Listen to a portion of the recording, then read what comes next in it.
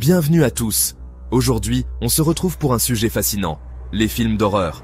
On va parler de ceux qui font froid dans le dos, non pas à cause de monstres imaginaires, mais parce qu'ils sont inspirés d'histoires vraies. Ces films, aussi terrifiants soient-ils, puisent leur source dans la réalité, ce qui les rend encore plus glaçants. On va explorer ensemble le côté sombre de l'humanité, là où la fiction rejoint la réalité de la manière la plus flippante qui soit. Alors, préparez-vous à frissonner, parce qu'on plonge tête la première dans le monde terrifiant des films d'horreur inspirés de faits réels. Bon, on commence fort avec l'exorcisme d'Emily Rose. Ce film, c'est l'histoire d'Anneliese Michel, une jeune Allemande victime d'une possession démoniaque dans les années 70. Imaginez un peu, des convulsions, des voix terrifiantes, une force surhumaine. Le film s'inspire des enregistrements réels des exorcismes pratiqués sur Anneliese. Est-ce une vraie possession? Une maladie mentale mal diagnostiquée? À vous de juger, mais préparez-vous à quelques nuits blanches. Ce qui me fascine dans cette histoire, c'est qu'elle pose la question de la limite entre le rationnel et l'irrationnel. Des histoires comme celle d'Anneliese Michel sèment le doute, vous ne trouvez pas? Ici, on passe à un autre registre, tout aussi terrifiant, la cruauté humaine. The Girl Next Door s'inspire de l'histoire vraie de Sylvia Likens, une adolescente torturée à mort par sa propre gardienne et des enfants du quartier. Sylvia et sa sœur sont confiées à une femme au foyer, mais cette dernière, loin d'être la figure maternelle attendue, va infliger à Sylvia les pires sévices. Le film montre sans détour la violence physique et psychologique subie par Sylvia. Ce qui me glace le sang dans cette histoire, c'est que le calvaire de Sylvia s'est déroulé sous les yeux de nombreux témoins. The Girl Next Door, c'est un film coup de poing, une plongée dans les abysses de la cruauté humaine. Passons maintenant à un classique du thriller, Zodiac. Ce film, réalisé par David Fincher, s'attaque à l'un des mystères les plus célèbres des États-Unis, le tueur du Zodiac. Imaginez, San Francisco, fin des années 60. Un tueur en série sème la terreur, assassinant ses victimes au hasard et narguant la police avec des messages codés. Le film retrace l'enquête, longue et complexe, menée par 2 inspecteurs et un journaliste. Zodiac, c'est un film à l'ambiance pesante, anxiogène. Le film ne nous donne pas de réponse toute faite, il nous plonge dans le doute, l'incertitude. On ressort de là avec la sensation d'avoir touché du doigt l'horreur, non pas celle des films d'épouvante classiques, mais celle, bien réelle, d'un esprit criminel insaisissable. Accrochez-vous, on passe au paranormal avec The Entity. Ce film s'inspire de l'histoire de Doris Bitter, une américaine qui, dans les années 70, a affirmé avoir été victime d'agressions physiques et sexuelles par des entités invisibles. Imaginez un peu le cauchemar, des objets qui bougeaient tout seuls, des bruits étranges, et surtout, cette sensation d'être touché, violenté par une présence invisible. The Entity joue sur l'ambiguïté. Est-ce que Doris est folle, victime d'hallucinations, ou est-elle réellement la proie d'entités maléfiques? Ce qui me trouble dans cette histoire, c'est l'impuissance des personnages face à l'invisible. On se sent piégé avec Doris, dans cette maison qui semble être devenue le terrain de jeu d'entités malveillantes. Un film dérangeant, qui nous confronte à nos propres peurs de l'invisible. On reste dans le paranormal avec The Possession, un film qui puise son inspiration dans la légende de la boîte de Dybbuk. Pour ceux qui ne connaissent pas, le Dybbuk, c'est un esprit malveillant, issu du folklore juif, qui peut posséder des objets, et même des personnes. Le film raconte l'histoire d'une petite fille qui achète une boîte antique dans un vide-grenier. Sauf que cette boîte, vous l'aurez deviné, est habitée par un Dybbuk. Et évidemment, les choses vont dégénérer assez rapidement. Ce qui est efficace dans The Possession, c'est la tension qui monte crescendo.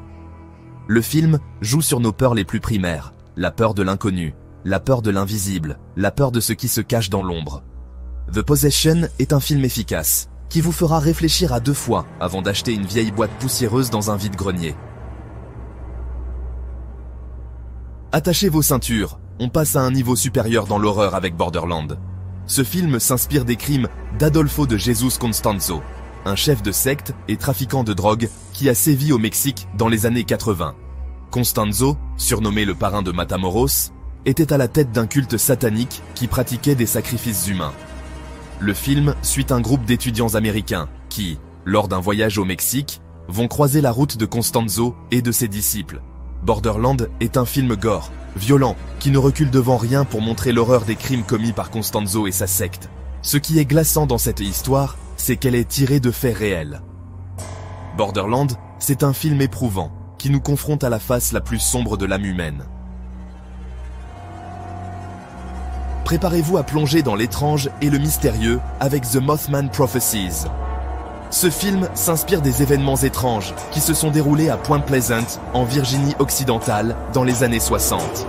Imaginez des apparitions d'une créature ailée, des phénomènes lumineux inexpliqués, des rencontres surnaturelles. The Mothman Prophecies joue sur l'atmosphère de mystère et de suspense. Le film sème le doute, est-ce que le Mothman est réel? Est-il annonciateur de catastrophes?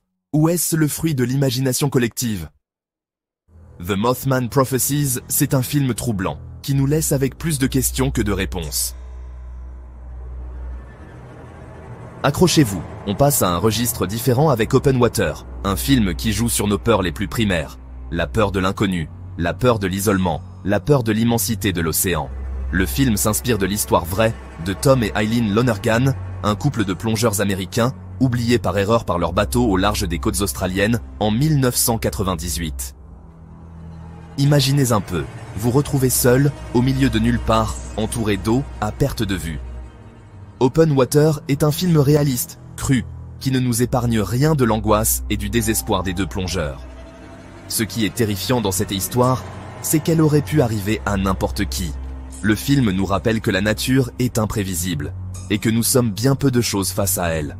Open Water, c'est un film éprouvant, qui nous laisse un sentiment de malaise persistant. On retourne du côté obscur de l'âme humaine avec The Snowtown Murders, un film australien inspiré de l'une des affaires criminelles les plus sordides du pays, les meurtres de Snowtown. Le film, réalisé par Justin Kurzel, nous plonge dans l'Australie des années 90. On y suit l'histoire de John Bunting, un homme charismatique et manipulateur qui va entraîner un groupe de jeunes hommes dans une spirale de violence et de meurtre. The Snowtown Murders est un film difficile à regarder, je vous préviens. Il est cru, réaliste, et ne nous épargne rien de la barbarie des crimes commis par Bunting et ses complices. Le film nous montre comment un individu peut manipuler et influencer son entourage, le conduisant à commettre l'irréparable. The Snowtown Murders, c'est un film coup de poing, un uppercut à l'estomac qui nous laisse un goût amer dans la bouche. On termine notre voyage au cœur de l'horreur avec The Sacrament, un film qui nous plonge dans l'univers terrifiant des sectes.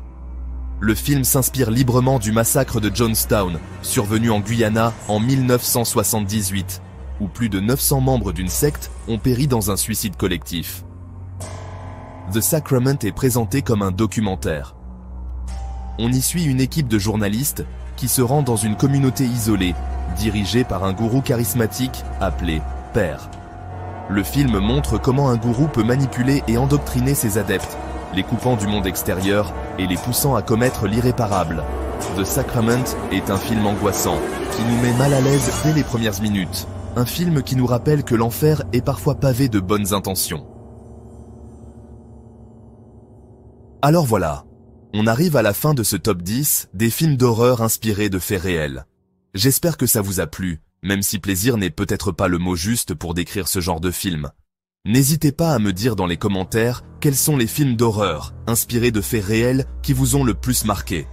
Et si vous avez aimé cette vidéo, n'oubliez pas de liker, de vous abonner à la chaîne et d'activer la cloche des notifications pour ne pas rater les prochaines vidéos. Sur ce, bonne nuit, dormez bien et à bientôt pour de nouvelles aventures terrifiantes.